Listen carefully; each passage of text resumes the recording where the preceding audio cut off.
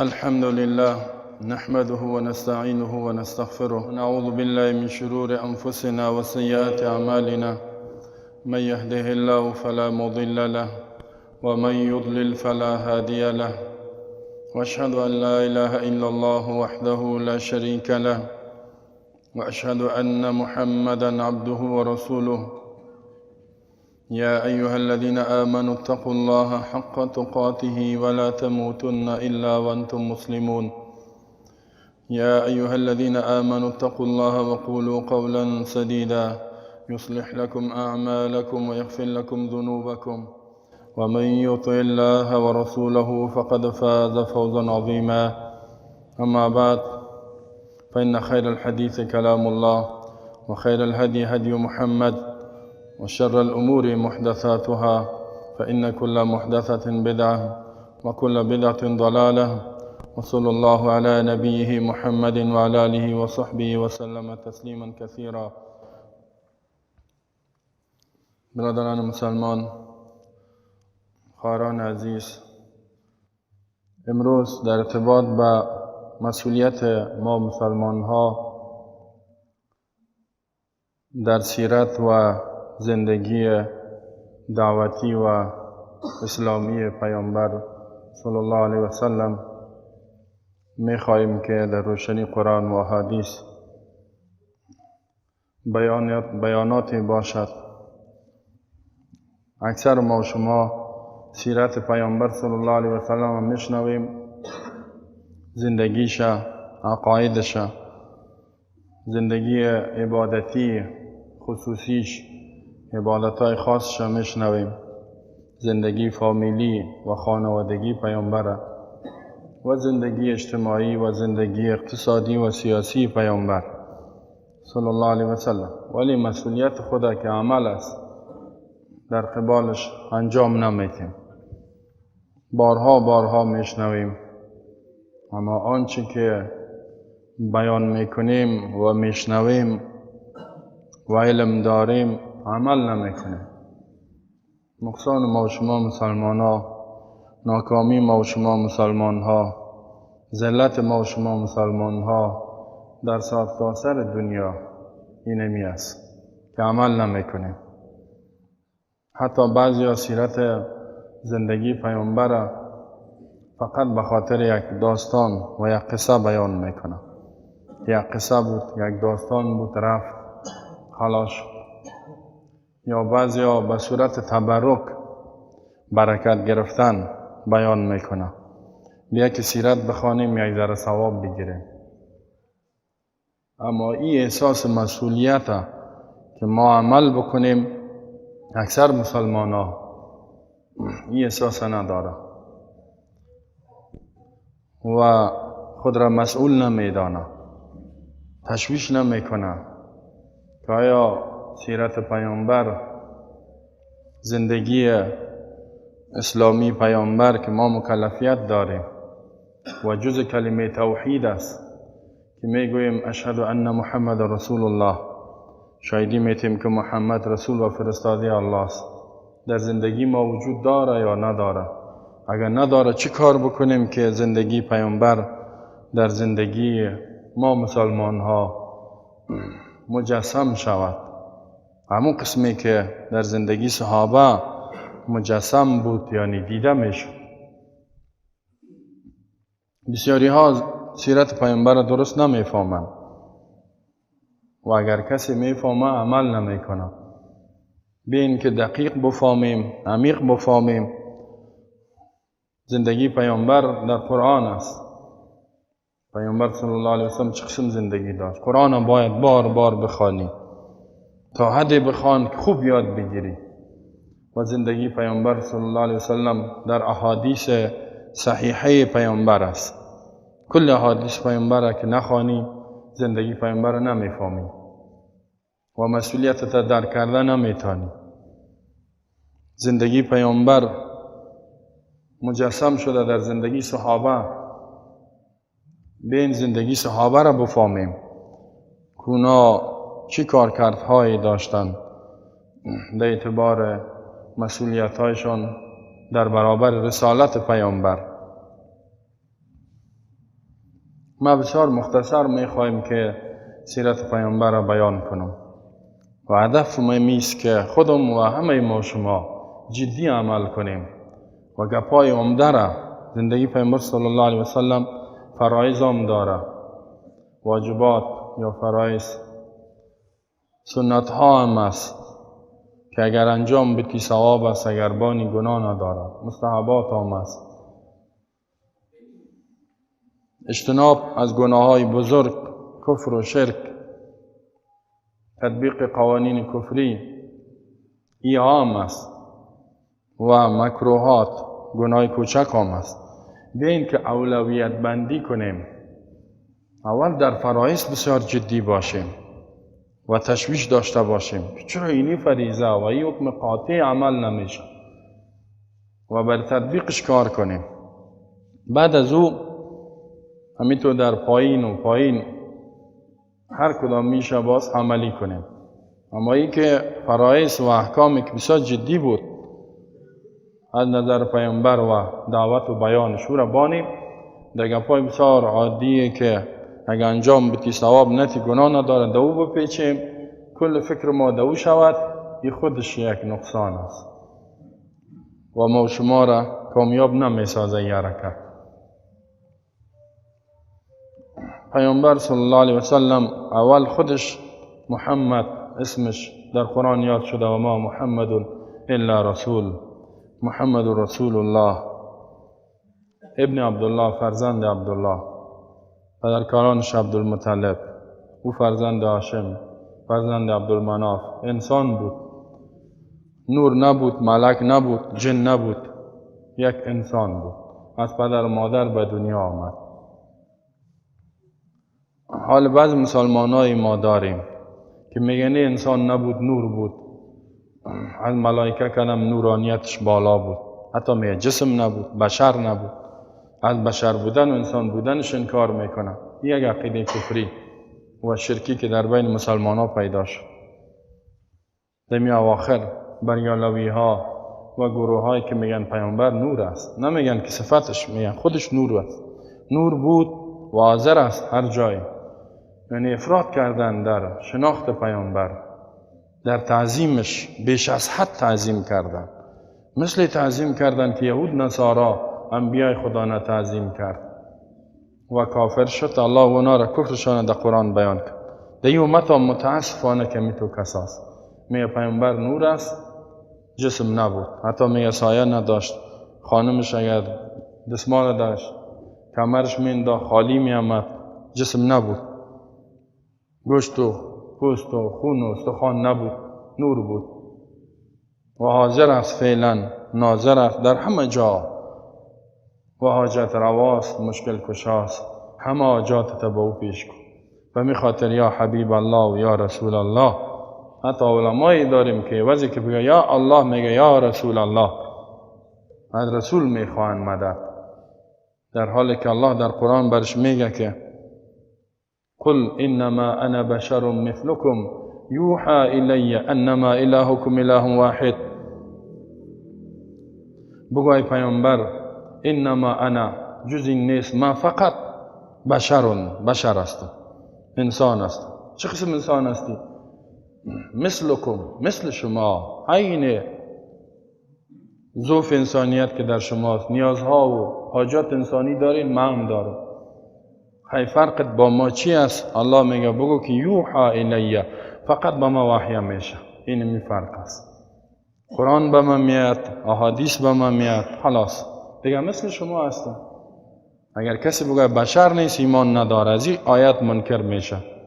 متاسفانه امروز بعض مسلمان ها اینطور شدن و بعضش میگه عالم الغیب از غیبدان است. الله در حالی که الله پیامبر میگه قل لا اعلم الغیب، بگو که من غیب نمیفهم، خدا معرفی کو که تو را خدا جور نکنن.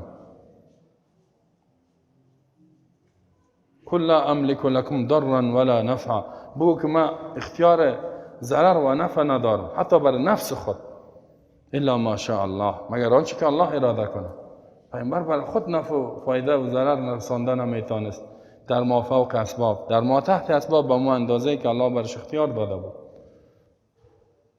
حال بیخی این امت مثل یهود نصارای افراد کردن، مثل که مسیحا عیسی را خدا گفتن، اله گفتن، عبادتش میکنن، یا فرزند الله.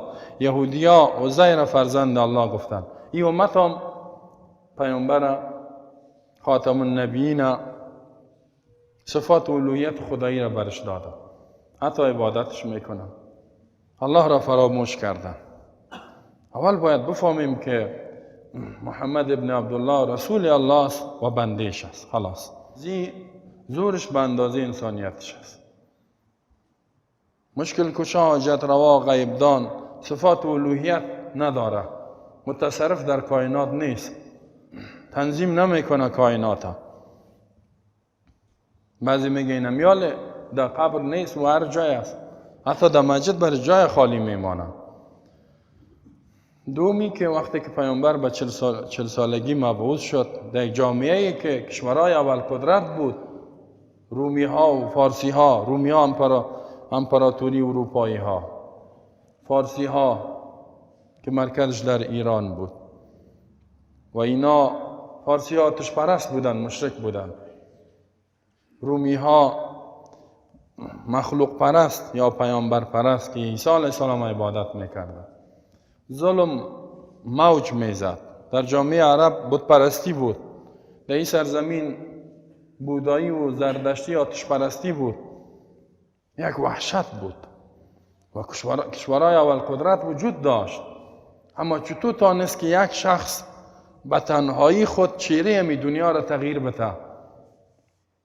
چه قسم اینمی زندگیش، اینمی سیرتش و اینمی حرکتش بسیار بر ما و شما یک روشن است. پیامبر صلی الله علیه وسلم به تنهایی خود تانست که همی اول قدرت ها را محکوم بسازد به شکست و قسم صحابه و مسلمان ها را تربیه کرد، تربیه همه جانبه که آماده هر نوع قربانی بودن. اول آیت ها که نازل شد اقرأ بسم ربک الذی خلق. بعد از این که پیامبریش تثبیت شد، الله حکم کرد که حالا میخوایی تغییر بیاری، حرکت بکو. یا ایها المدثر قم فانذر. نقطه آغاز دعوت، شروع دعوت پیامبر شروع شد. یا ایها المدثر، ای کسی که در غفلت هستی یا در زیر چادر هستی یا خواب هستی، قم استاد شو، حرکت کو. فانذر، چی کار بکو؟ فانذر، دعوتی بده که مردم از این عقاید و از این ظلم و از این اعمال بترسان. و ربک فکبر، ربتا، معبودتا، خالقتا عظمتش بیان کن. مردم الله را عظمتش فراموش کرده بود، کل مخلوق پرست بود، چی مرده و زنده و بود معنا و مفهومش بفهمین. برشان یک مکان تعیین میکرد بر تربیه. مثل که شما شنیدین دار ارقم که میگه ابن ابوالارقم یوم دمی دوران مخفی مسلمان شد. او خانه پنهانی صحابه جمع میشد و پیامبر صلی الله علیه وسلم آیات قرآن، احادیثی که برش القا و وحی میشد او را بیان کرده میره. اینجا نظری یا علمی میگفت، با دستای عملی روانش میکرد که حال کار بکن. باز گزارش کاری خود به صبح پس میگفت، باز برش میگفت، باز روانش کار عملی بود. شب یا روز 1 ساعت 2 ساعت اسلام برش بیان میشد، باز او کار خدا در ساعت عملی انجام میداد، باز پیش پیامبر می آمدند. کسایی که مسلمان شد دو نوع بودند. یکی کسایی بود که در قبایل خود رفتن، آموزه یگام کار کردن، با پیامبر ارتباط صحیح نداشتن دائمی. دوم کسایی بود که التزام کردن، یعنی با پیامبر یک جای کار کردن. اینا حال نامشان وجود داره و الله از اینا در قرآن زیاد یاد کرده است. اینجاست که در جریان 3 سال خصوصیات ای که چند کم نفر دعوت میداد و در یک مکان بسیار خاص، کسی هم خبر نمی بود. اگر که می فهمیدن که اینی پیامبری از مسلمان های کار میکنن، دین جدید آمده، گپای نو است، اما ای را می فهمیدن که اینا خدا پنهان میکنن. کارشان علنی نیست، تا اینکه اسلام من حیث خون در رگ‌هایشان جریان پیدا کرد.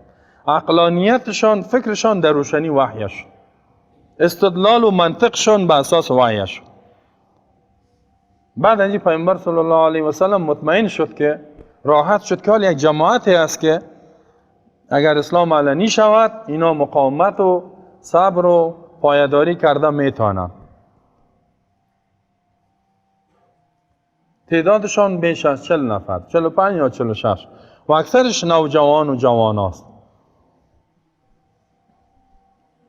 52 سال یک صحابی است، یکی هم 42، دیگه کلش از 40 پایین است. 37 ساله ابوبکر بود که مسلمان شد، یوم جوانی است. عمر رضی الله عنه حتی 25 یا 27 28 بود، یوم دمی دوران مسلمان شد. حمزه بن عبدالمطلب 42 است. دیگه کلش که ببینی 17 18 19 20 24 25 اینمی جوان است، یعنی نوجوانا و جوانا. و پیامبر صلی الله مطمئن شد که این که دعوت علنی میشه خویج مصیبت هاست، پاشکارا میشه در جامعه کاملا کفر و شرک حاکم است که اینی یک عقیده جدید و مخالف عقیده و فکر ما، مخالف سیاست ما، مخالف زندگی اجتماعی ماست. اینجاست که به حکم الله متعال الله حکم کرد که فاصدع بما تؤمر و اعرض عن المشرکین انا کفیناک المستهزئین الذين یجعلون مع الله الها آخر فسوف یعلمون. فاصدع، با آواز بلند دعوت بده، بما تؤمر، با آنچه که تو مأموریت داری، با آواز بلند. و اعرض عن المشرکین، و از مشرکین روی بگردان، یعنی در قصه زینا نباش. با آواز بلند و صاف بگو، صاف مسائل واضح بگو و بلند بگو، خود آشکارا بگو. او دیگه مأمور است پیامبر. اینجاست که پیامبر صلی الله علیه و سلم دعوت خود را علنی ساخت، صحابه را جمع کرد، در مکه علنی حرکت کردند که لا اله الا الله، غیر از الله هیچ معبود حقدار عبادت و اطاعت نیست، الهی وجود نداره غیر از الله. قانون و نظام غیر از قانون و نظام الله در دنیا قبول نیست. این تو اعلان کردن و این اعلان آمدن 7 طواف کردن مکه را و بیت الله را. اونا که دیدن اوه که اینی مردم ها هستن که مخالفی دین ما بودن، میایی که پنهان بودن اینی هستن، شناخته میشن. فلانی خان، هر قبیله اونجا قبایل بود، هم مسلمانایی که مسلمان شده بودن شناختن اینا را. دعوت که علنی میشه، یعنی در مرحله دوم میره، اینجاست که مشکلات و مصیبت ها شروعش است دیگه. خوفناکترین حالت است. ولا نعبد الا اياه، غیر از الله هیچ کسی را عبادت نمیکن. الا اله الا الله 360 خدای از یارا تقبیح میکرد و محکومشان میکرد.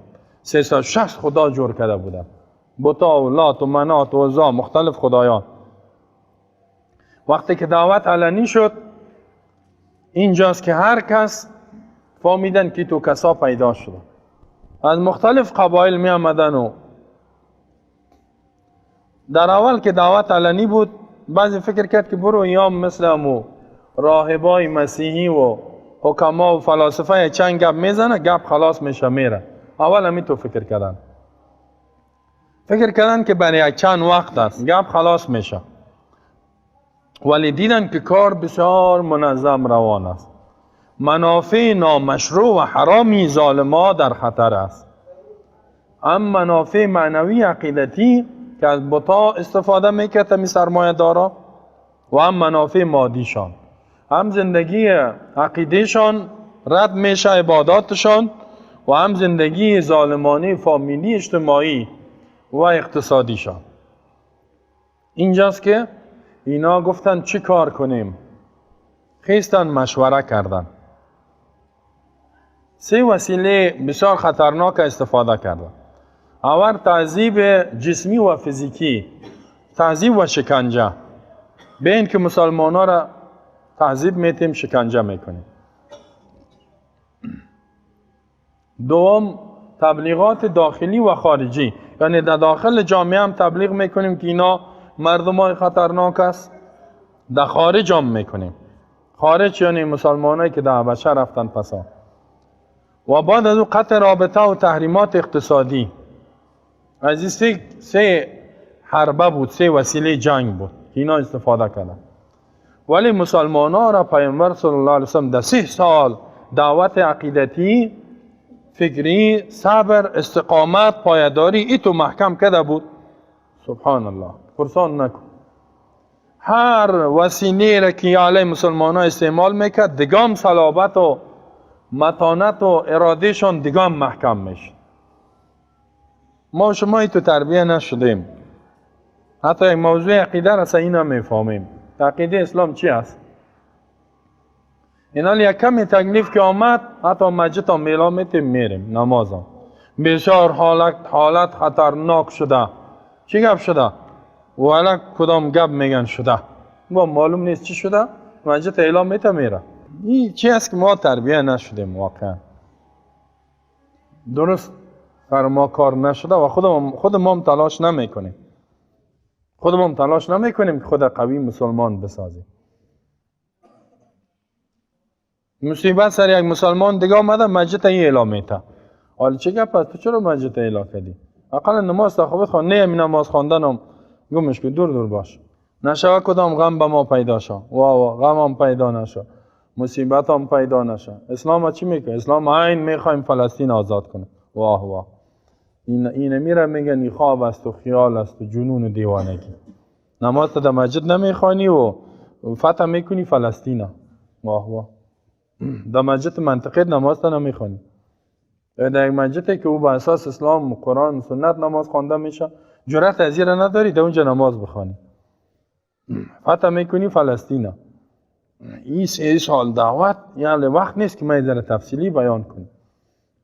شما باید یک صحیح سیرت بخوانید و ما الحمدلله در سیرت پیامبرم بسیار زیاد خواندیم و زیاد درس هم دادیم. این تو نمیشه. ما میخوایم که حالا یک عنوان گذاری کنم براتان، یک انگیزه براتان بتم که شما بیاین بخوانید.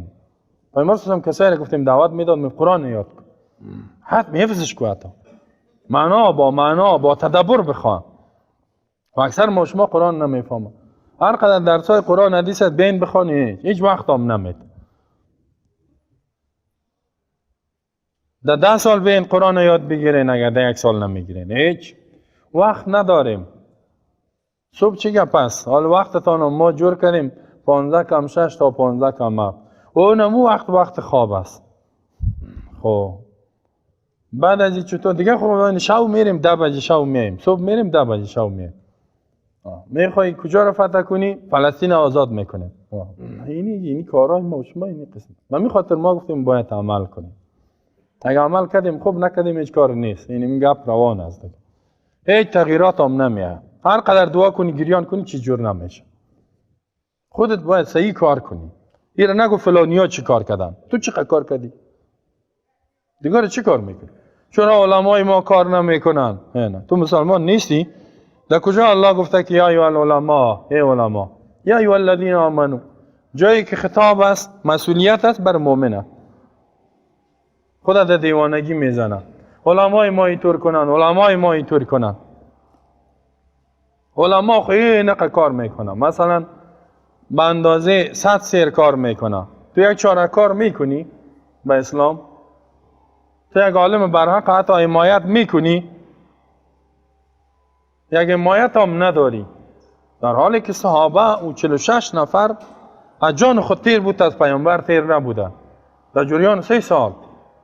مثلا طلحه ابن عبیدالله را که ببینین وقتی پیامبر زخمی شده بود، ضربات شمشیر میامد، تیرباران میشد، دست خود پیش میکرد، بدن خود پیش میکرد.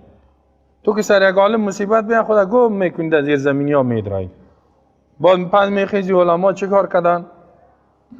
بنان هدف ما از این کلی گپایی است که باید ایمان خود تقویه کنیم. چطور میشه قرآن بار با تدبر احادیث بخوانیم، سیرت صحابه، زندگی صحابه را، و در بین مسلمانای قوی و صحیح زندگی کنیم. با انسانای ضعیف الایمان نگرده، انسانایی که ضعیف از ایمانشون. وقتی که دعوت علنی شد، تعذیب و شکنجه به حدی که حتی خانم جانش از دست داد. یک زن سعی کنید سمیه شکنجهش کردن که از اسلام بازگشت میکنی میکشیمت. گفت دستت خلاص. بالاخره جان خود از دست داد، از ایمان خود تیر نشد. یک زن اولین شهید اسلام. حالا اگه یک زن یک دعوت یک کار کنه، یک سلیکشش کنی پس میره دیگه، اعلام میتنی دیگه، نبینمت که کارا را بکنی. صاحب توبه کردیم او را که شکنجه و شکنجه تا که جان خود از دست داد. این تکلیفان شروع شد در تعذیب شکنجه. هیچ کس محفوظ نه، حتی رسول الله صلی الله علیه و سلم با وجودی که دو قوم از او حمایت میکرد، بنی هاشم بنی عبدالمطلب، کافر بودن، مشرک بودن، سخت حمایت میکردن، با اساس قومیت حمایت میکردن، اما با پیامبر صلی الله علیه و سلم بازم شکنجه میامد. مثلا ابو جهل بعضی وقت اشکمبای مردار در سرش مینداخت، خانهش سنگباران میکردن، پیش روی خانهش خار مینداختن، ولی پیامبر صلی الله علیه و سلم چیزا را دور میکرد، با کار خود ادامه میداد. یک روز آمد خانواده یاسر را دید که شکنجه زدن است. گفت صبرا یا آل یاسر فإن موعدکم الجنه انی لا املک لکم من الله شیئا. صبر بکنین ای خانواده یاسر، استقامت بکنین، من اختیار ندارم برای شما، جای شما در جنت است، وعدگاه شما. و اونا گفتن ما با صبر خود ادامه میدیم، تا اینکه به حد شکنجه شد که پیامبر صلی الله علیه و سلم گفت که برین به طرف حبشه هجرت کنید، در اونجا یک پادشاهی است که سر شما ظلم نمیکنه.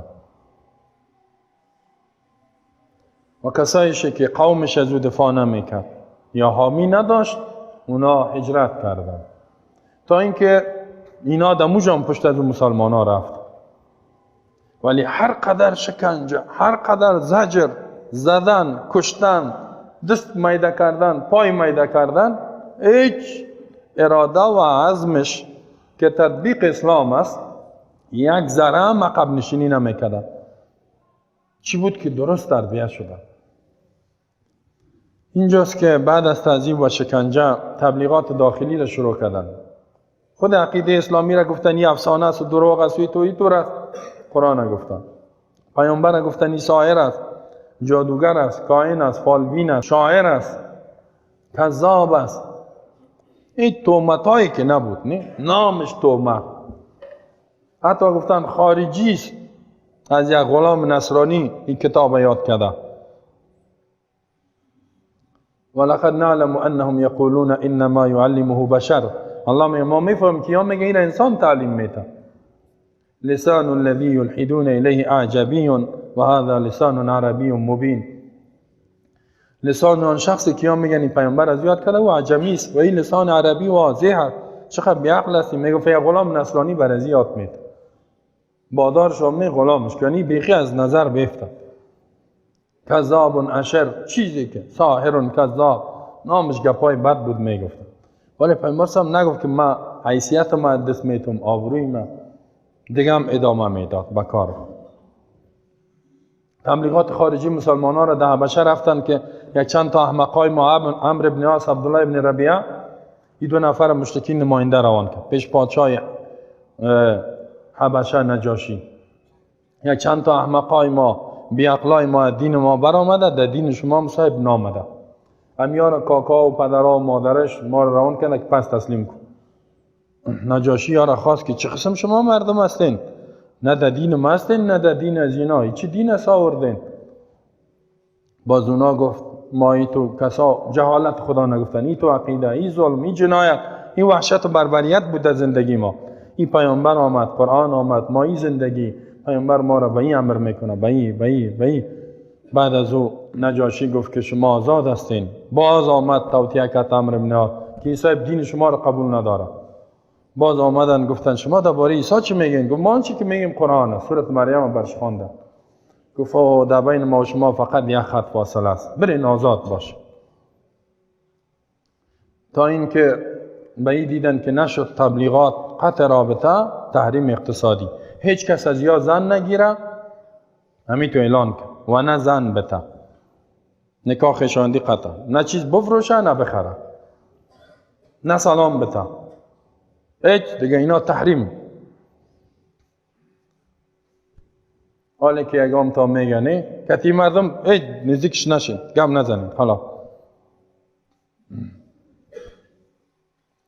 حتی یار صابی گمان نه، صابی بیدین از دین بر آمده، دین آبایی، ولی 3 سال در شعب ابی طالب دودره رفت مسلمان. اینقدر گرسنگی تشنگی که بعض وقت که استاد میشدن پس چپه میشدن.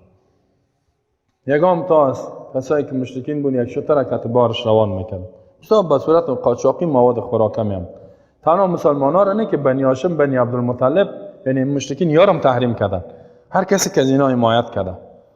آفرین از با که مشرک بودن در 3 سال تکلیف تسلیم نشدن، تا اینکه 5 جوان در مکه خیست وثیقه را در کعبه آویزان کرد، گفت این وثیقه ظالمانه، این باید محو شود. و 3 سال سختی هم تیر شد. اینجاست که روشنی پیامبر صلی الله علیه و مکه کار کرد. 13 سال دید که این مردم 10 سال جور نشد، متوجه اهل مدینه شد. این در جای کار میکن دید جور نشد، دیگه کسان دعوت بده و اهل مدینه را دعوت داد.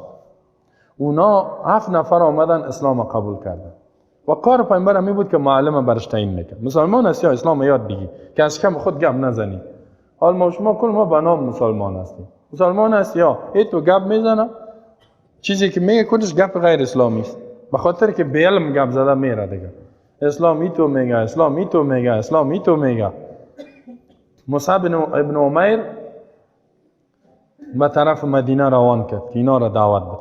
معاذ بن جبل، اسید ابن حضیر، اینا کلانایی بودن که مسلمان شدن.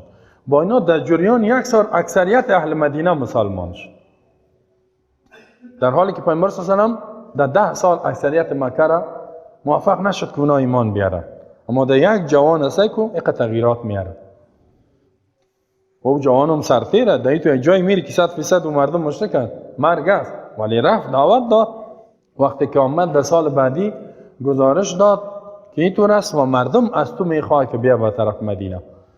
بسیار پیامبر خوشحال شد. و اینجاست که بیعت عقبه دوم کارهای پیامبر بسیار پخته است. بیعت یعنی تعهد گرفت از اهل مدینه، اگر ما به طرف شما بیم تمام دنیا سرتان حمله میکنه به نام این و آن، آیا شما میتونین از ما دفاع کنید؟ آماده هستین یا نه؟ اونا گفت قسمی دفاع میکنیم مثل که از زنهای خود، اولادای خود، جان خود دفاع میکنیم تا که ما زنده هستیم یا رسول الله تو هم هست. اینجا پیامبر فقط همین تعهد میخواد. بعد از حکم کرد که هجرت به طرف مدینه، مشرکین مانع شدند. بالاخره مسلمان ها پنهان و خودش هم به صورت پنهانی خود به مدینه بسیار به سختی ها رساند. اینجاست که مسلمان ها بسیار استقبال کردند و پایه های اساسی جامعه اسلامی در مدینه تأسیس شد و یک دولت بسیار قوی را پیامبر صلی الله علیه و سلم ایجاد کرد. بعد از 13 سال تکلیف و مصیبت و مسلمان ها یک وجود یعنی یک جای را پیدا کردن برای زندگی و زندگی اسلامی. وحی می آمد، بعد از او وحی که قاتل جزا داده شود، دزد جزا داده شود، زناکار. اهل مدینه را تعهدات بسته کرد که شما با دولت و حکومت خیانت نمی کنین، زندگی بکنین امن.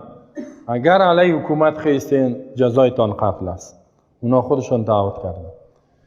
دشمنا که یک جامعه که کوچک جور شد که حمله میکنیم. جنگ بدر، در جنگ بدر چنان اینجاست که سیاست خارجی پیامبر دعوت است و جهاد است. در جنگ بدر ایتو شکست خورد که تمام نکابینی اهل مکه مردار شد و کشته شد. بعد از او بنو قینقاع خیست، خیانت کرد، اونا را جلا وطن کرد، خلاف تعهد عمل کردند. جنگ احد یک شکست نسبی بر مسلمان است. جنگ احزاب کل قبایل جمع شد که مسلمان ها را محو کنند. حال توطئات دیگه هم شدید شد با وجودی که یک حکومت جور شده.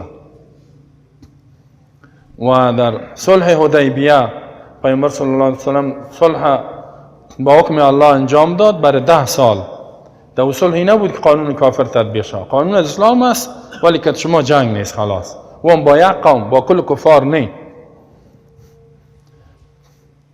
و اسلام در جریان صلح به کل دنیا خط روان کرد، دعوتشان داد.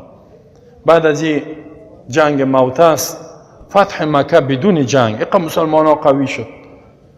بعد از جنگ حنین، جنگ تبوک، در تبوک در برابر امپراتوری روم قرار گرفت. بسیار نیرو را آماده کرد. سال 9 هجرت است. بالاخره حملش عقب زده شد، یعنی حمله نتوانستن بکنن.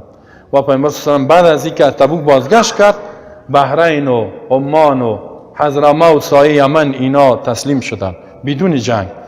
اسلحه خدا در زمین مانده و شبه جزیره عربستان فتح شد. و با پیامبر صلی الله علیه و آله بر مسلمان ها در جریان 10 سال حکومتش این را تعیین کرد که در داخل اسلام با همه جوانبش 100% نافذ میشه. لحاظ هیچ کس نمیکنین. در سیاست خارجی تان دعوت میتین غیر مسلمان ها را. هر کسی که موانع نظامی ایجاد میکنه با قوت و نیروی نظامی که جهاد مقدس است، این موانع را از بین میبره. اینجاست که خلفا بعد از اینکه پیامبر صلی الله علیه و آله دنیا میره، یعنی دین تکمیل، آیین تکمیل شد و اسلام باید نافذ شود که خلفا در جریان 30 سال 2 امپراتوری دنیا را شکست داد. اموی ها با وجودی که مردم میگه اموی ها، ولی مسلمانی بودند که غیر از افریقا و اروپا را فتح کردن بخش زیادش و در 3 قاره دنیا یک حکومت. همین قسم عباسی ها تا 500 سالی حکومت ادامه دادند و عثمانی ها تا 700 سال یک حکومت واحد بود. بالاخره 1100 سال مسلمان ها در از قدرت دنیا است و 1300 سال این حکومت پیامبر ادامه پیدا کرد و در سال 1924 حکومت ملغا کرد. مسلمان ها اینمی تو شد، مرا چی و تو را چی و تو به دین خود و ما به دین خود و موسی به دین خود، عیسی به دین خود و تو در قبر من میری و من در قبر تو نمیرم. همه عبادت های فردی شروع شد. فقط نماز بخوان، روزه بگی، شخصی ذکر کرده برو در یگام خانقاه، خلاص. باز خلافت در خانقاه، خلیفه صاحب فلانی، این خلیفه کجاست؟ خانقاه فلانی خان. در خانقاه خلیفه تعیین کرد. صدا هزاران خلیفه تعیین شد. اینا حال ما شما به این حالت شده. بعد از این توته ما کرد. حال هر کدام ما را علیه دیگه ما می جنگانه. ای افغانستان، ای پاکستان، تاجیکستان، ازبکستان، عربستان، فلانستان. او میگه مست تو که قوی تو، میگه مست تو. او را میزنه او را. با کشتن یک دیگه خود بناحق، حتی بناحق افتخار میکنه. پس تا که به حرکت پیامبر و صحابه، ما بسیار خلاص براتون حرکت نکنیم، عمل نکنیم، تغییرات نمیاد. الله فیصله کرده. اکثر ما اگر که آیت میخوانیم ولی عمل نمیکنیم. ان الله لا یغیر ما بقوم حتی یغیروا ما بانفسهم. بدون شک الله تغییرات نمیاره حالت بدی قوم تا خودشان تغییرات نبیاره. الله آدمای بی غیرت و بزدل، بی غیرت، بزدل، جبون، این هیچ وقت کمک هم نمیکنه. بی غیرت ها را بد میبره. بنان بین که زندگی پیامبر صلی الله علیه و آله میگه لقد کان لکم فی رسول الله اسوه حسنه. در زندگی پیامبر نمونه بهترین تابعداری است. لمن کان یرجو الله والیوم الاخر و ذکر الله کثیرا و ما آتاکم الرسول فخذوه و ما نهاکم عنه فانتهوا. هر چی پیامبر براتون میگه عمل کنین، عمل. آنچه که من نکنین. قل اطیعوا الله والرسول، اطاعت کنین از الله و رسول. قل ان کنتم تحبون الله فاتبعونی. اگر محبوب الله میشین تابعداری کنین از پیامبر. یا ایها الذین آمنوا اطیعوا الله و رسوله، اطاعت بکنین، عمل. صدها آیات است. الله بر ما شما توفیق عمل نصیب کنه. صحیح یاد بگیریم، دوامدار علم باید یاد بگیریم، برش وقت بتیم و جدی کار کنیم. هم کار، دعوت، عمل و هم دعا، عبادت، هر دویش. یک بخش گرفت دیگه شماندی هیچ چیز جور نمیشه. بارك الله لي ولكم في القرآن العظيم ونفعني وإياكم بالآيات والذكر الحكيم إنه تعالى جواد كريم ملك بر ورب رؤوف رحيم